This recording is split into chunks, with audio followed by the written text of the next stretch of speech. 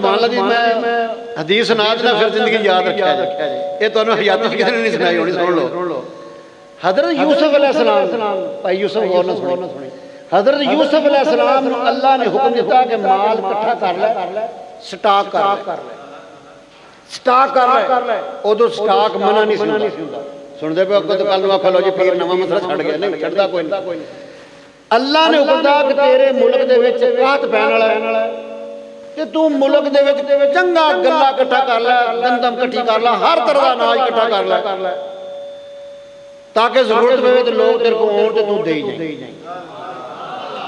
सुन दे हो अल्लाह दे नबी नूं हुक्म होया, वही आई तो गल ते सारी खरी सी। अल्लाह दी कुदरत बारिश नहीं होई, माल मवेशी सब कुछ खत्म हो गया, लोगों के घरां च काहत पै गया, गंदम खत्म हो गई, अनाज खत्म हो गया। अल्लाह का हुक्म भी सी स्टॉक कर लो। हजरत यूसुफ अलैहिस्सलाम ने स्टॉक कर लिया। जो स्टॉक कर लिया, बाहर काहत पै गया, कोई शै लभे ना, खाण कुछ भी ना, कोई बारिश नहीं हुई, मवेशी खत्म हो गए, गल्ला पैदा नहीं हो रहा। सुन रहे हो अल्लाह की कुदरत। हजरत यूसुफ अलैहिस्सलाम नूं अल्लाह का हुक्म होया कि इन्हां लोगां नूं जिहड़े तलबगार ने, सवाली ने, जिहड़े मतलब इस तरह के बंदे ने, उन्हां नूं गल्ले दा ऐलान कर भी तेरे खजाने चों आके लै जा। हजरत यूसुफ अलैहिस्सलाम अर्ज करते हैं, मौला किन्ना देवां, किन्ना देवां। अल्लाह की तरफ हुक्म है एक तोड़ा, उन्होंने कह लो बोरी कह लो या तोड़ा कह लो, भी ए पैमाना रख, सब नूं एक देना।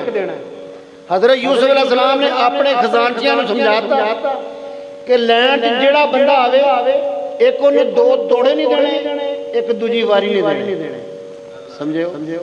हर घर का बंदा एक तोड़ा अनाज का लैके चला जाए, एक नूं दो नहीं देने ते दूजी वारी नहीं। अल्लाह दे तरफों हुक्म हो गया भी एक तोड़ा देना हर बंदे नूं, दो नहीं देने ते दूजी वारी नहीं देनी।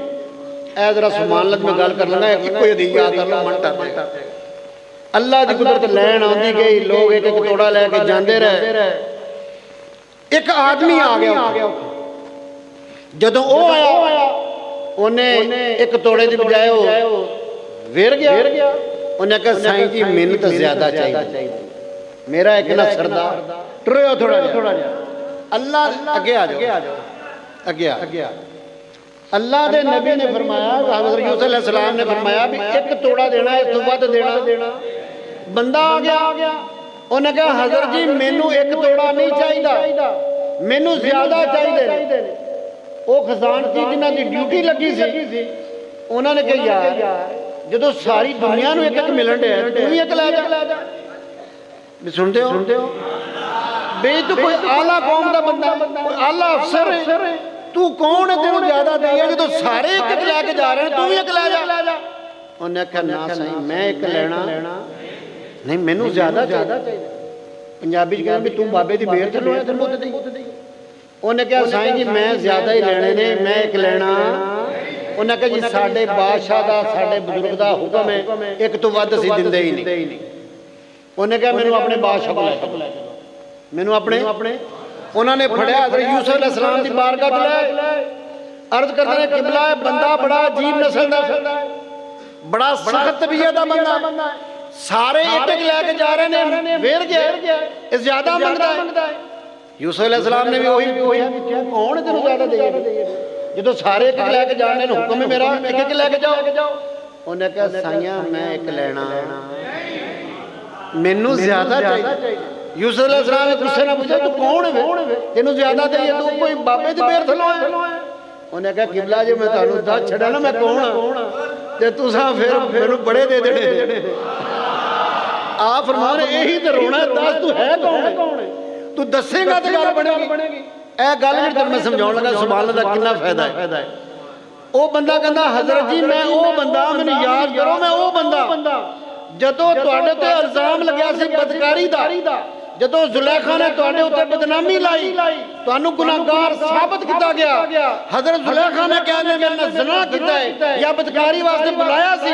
हज़रत जी मैं उदों पंगूड़े ही सा, मैं उदों बोलिया सी यूसुफ पाक, मैं उदों क्या यूसुफ हजरत जी मैं वो बंदा बिल्कुल बच्चा सी 4-5 दिन का बच्चा सा मैं पंगूड़े में गया सी मैं तुहाडे पाक होने की गवाही दी सी कि लोगो यूसुफ पाक है यूसुफ बुरा नहीं यूसुफ गुनाहगार नहीं यूसुफ ने बदकारी नहीं की यूसुफ पाक है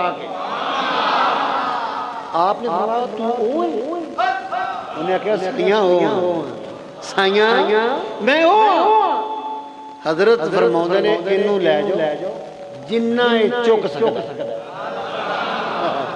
हुण एक तोड़े दा रौला हुण इनदी मर्जी है खजाने दे बूहे खोल दिओ ए जिवें ले जा सकदा है भावें जो मर्जी ले आवे जिन्ना ले जा सकदा इनदे वास्ते बूहे खोल दिओ इन्हें मैनू पाक किया इन्हें मेरे अल्लाह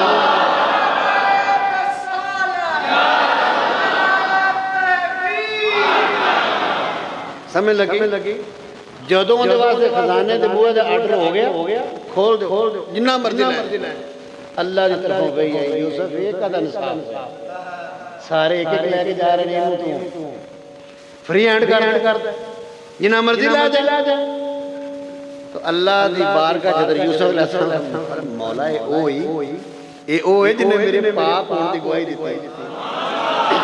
मालिक ए ओ बच्चा सी उदों ए ओ बंदा जिन्ने मैनू पाक किया सी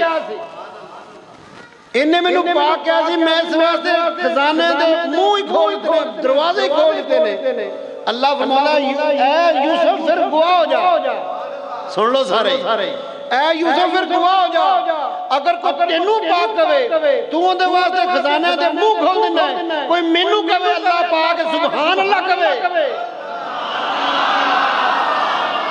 सुभान अल्लाह का मतलब अल्लाह पाक सुभान अल्लाह का मतलब की है अल्लाह पाक है फरमाया यूसुफ को तेनू पाक कवे ते तू उहदे वास्ते बूहे खोल देना जा जो बंदा एक बारी कवे अल्लाह पाक है सुभान अल्लाह कवे मैं दुनिया दे उहदे वास्ते बूहे खोल दूंगा क़यामत तक दिन